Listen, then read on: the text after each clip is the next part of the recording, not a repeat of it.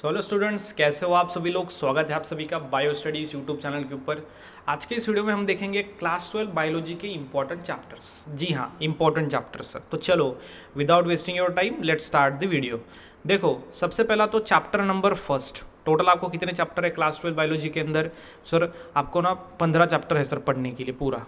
तो 15 में से ना 15 करने की आवश्यकता नहीं है। सबसे इंपॉर्टेंट कौन से होते हैं वो मैं आपको बता देता हूँ, उनका वेटेज बता देता हूँ। अगर वो आप कर लेते हो तो बाकी आप इजीली क्वेश्चंस जो है क्वेश्चन पेपर आराम से आप सॉल्व कर पाओगे।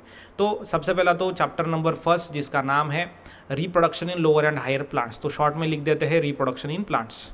ठीक है, सो रिप्रोडक्शन इन प्लांट्स, तो ये मैंने यहाँ पे लिख दिया रिप्रोडक्शन इन प्लांट्स। अब CH2 दूसरा चैप्टर है रिप्रोडक्शन इन एनिमल्स। तो ये भी मैंने सर लिख दिया यहाँ पे रिप्रोडक्शन इन एनिमल। ठीक है, एनिमल। तीसरा चैप्टर है inheritance and variation. Inheritance and variation, ठीक है, सो वेरिएशन।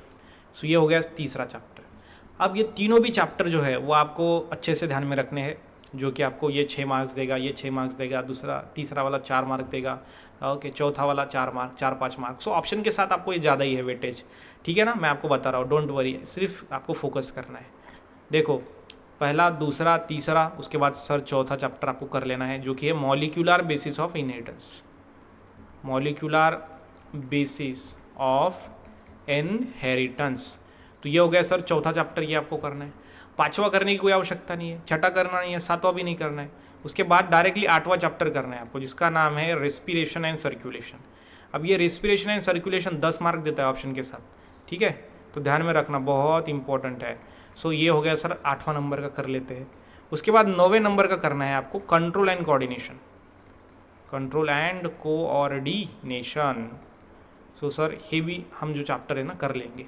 तो हो गए कितने? 15 में से आप हो गए सर 6 चैप्टर। अगर आपने ये 6 चैप्टर कर लिया ना, तो गारंटी के साथ बोल सकता हूँ कि आपने क्लास 12 बायोलॉजी को 70% कवर कर लिया। कितने परसेंट? 70%। आप बोलोगे सर 15 में से ये हो गए सर 6 चैप्टर, तो ये तो मतलब 50% भी नहीं हुए, तो फिर भी इसने 70% कैसे बायोलॉजी कवर कर लिया? क्योंकि इनके वेटेज बहुत हाई है। तो ये जो है ना, सबसे पहले ये 6 जो चैप्टर्स है वो आपको टारगेट करने। जिसने ये 6 चैप्टर्स टारगेट नहीं किए वो उसको मैं ना बुद्धू समझूंगा, क्योंकि ये 6 चैप्टर्स बहुत इंपॉर्टेंट है बोर्ड्स में भी और CET में भी। इसीलिए ये 6 चैप्टर्स पहले कर ही लेने हैं। Okay, yes sir. उसके साथ ही साथ अब इतना आपने अगर कर लिया ना, तो डेफिनेटली आपको जो है 70 में से आपने 40 मार्क तो पक्के कर लिए। कितने? 70 में से 40। 70 मार्क का जो पेपर होता है, 30 मार्क का प्रैक्टिकल, टोटल 100 मार्क। तो 70 में से 40 आपने ना कवर कर लिए इतना करके। सर बाकी बताइए। तो बाकी जो है वो आपको चैप्टर नंबर आप जो है वो 12 कर सकते हो, जिसका नाम है बायोटेक्नोलॉजी। ये होने के बाद आपको क्या करना है? सो बायोटेक्नोलॉजी, ठीक है, बायो स्टडी लिख रहा हूँ। सो बायोटेक्नोलॉजी, तो ये ध्यान में रखना है अच्छी तरीके से। सो बायोटेक्नोलॉजी सर, ओके, हाँ सर। सो बायोटेक्नोलॉजी कर लेंगे सर।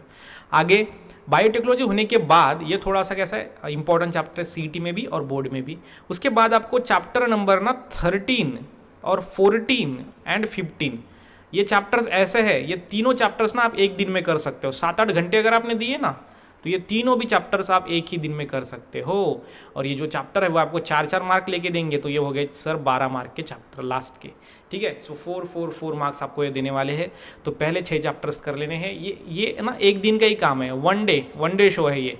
ठीक है, जस्ट उसको रिवाइज वगैरह सारा करना पड़ेगा। मतलब वो कैसा एनवायरमेंट और ऑर्गेनिज्म से रिलेटेड चैप्टर है, तो ये वन डे शो है। तो इससे आपको 12 मार्क्स मिल जाएंगे, इससे 40, 50 से हो गए, ये 2 डाल दो उसमें, और ये आपका 6 मार्क्स का। ठीक है, सो इस तरीके से ना आपने नियर अबाउट, बोल रहा हूँ मैं आपको, 70 में से 60 के आसपास आप चले जाओगे ये चैप्टर्स करते हो।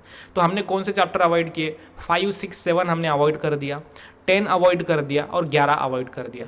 तो ये चैप्टर्स अवॉइड करके भी अगर आपने इतने भी अगर चैप्टर्स किए, समझ में आ रहा है कि नहीं? हाँ सर, इतने भी अगर आपने चैप्टर्स किए तो भी आप 90 के ऊपर मार्क्स लेके आने के लिए सक्षम हो।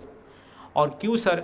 अब देखो, शुरुआत में जो क्वेश्चन है, जो MCQ है 1 मार्क क्वेश्चन, उधर और नहीं होगा, तो वो तो आप कुछ भी लिख सकते हो ना। बेसिक आपको पता होगा 1 मार्क का, तो इजीली आप आंसर लिख सकते हो, किसी को पूछ के इधर उधर देख के हो सकता है।